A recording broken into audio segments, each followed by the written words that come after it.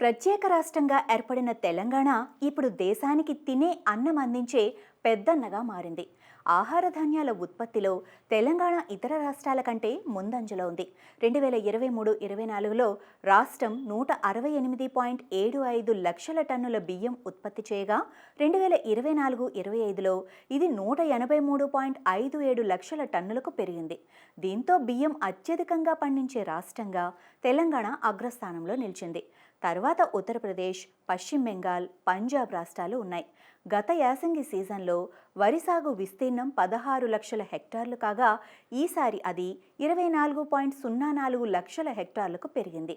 ఉచిత కరెంటు వల్ల 29 లక్షల వ్యవసాయ బోర్ల ద్వారా రైతులు వరి సాగు వైపు మొగ్గు చూపారు. ఖరీఫ్, రబీ సీజన్లలో కలిపి మొత్తం 275 లక్షల టన్నుల ధాన్యం దిగుబడి రాగా అందులో 183 లక్షల టన్నుల బియ్యం ఉత్పత్తి అయ్యాయి. అంతేకాదు తృణధాన్యాలు, చిరుధాన్యాల్లోనూ రాష్ట్రం మంచి ప్రగతి సాధించింది. ఇందులో తృణధాన్యాలు 37.19 లక్షల టన్నులు, కందులు 1.99 లక్షల టన్నులు, శనగ 1.10 లక్షల టన్నులు, మినుములు 43,570 టన్నులు, పెసలు 24,170 టన్నులు, నూనె గింజలు 5.50 లక్షల టన్నులు పండించినట్లు నివేదికలు వెల్లడించాయి.